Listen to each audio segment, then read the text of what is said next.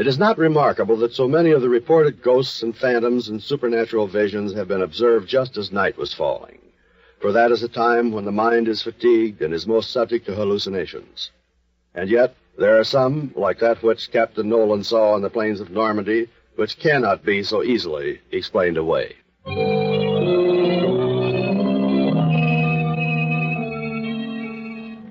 It was during the latter days of the First World War.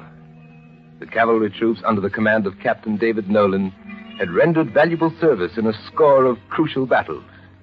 They had been under fire for weeks on end, and now they were retiring behind the lines for a rest they had fully earned.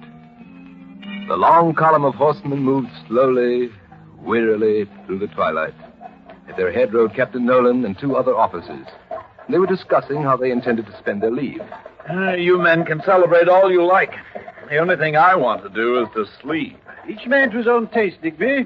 Mine happened to run toward wine, women, and song. That sounds much more attractive to me. In the state I'm in, I couldn't even think of... Good Lord. Captain Nolan broke off abruptly in the middle of the sentence. For it was just at that moment that he saw the phantom horsemen.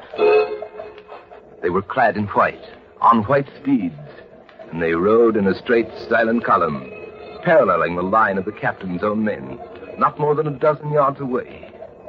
So swiftly did they move, and so soundlessly, that their horses' hooves seemed scarcely to be touching the ground. And the column did not end. It went on and on, one ghostly figure following another through the gathering dusk. Captain Nolan's first impulse was to turn to his fellow officers to call their attention to the amazing vision. But then he thought better of it, so he rode on in silence. For some reason, the men beside him had grown silent too.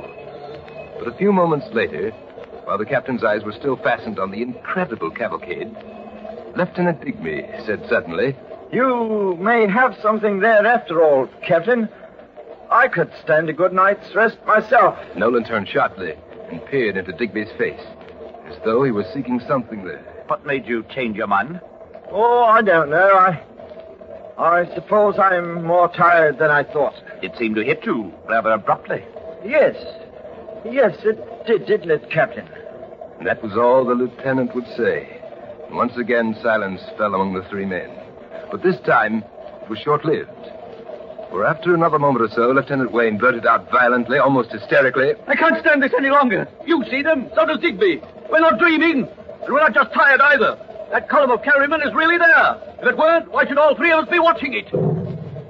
Yes, each of the three officers had seen the column at the same moment, and each had remained silent for fear of making himself look ridiculous.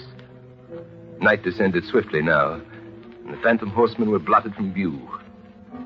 But at the next town, Captain Nolan sent back a searching party. They returned with the inevitable answer. No other cavalry troops were in the vicinity. None could have been. And yet, afterward, Captain Nolan and Lieutenants Digby and Wayne, all men of unquestionable integrity, were willing to swear that they had seen the same identical vision. A vision incredible but true.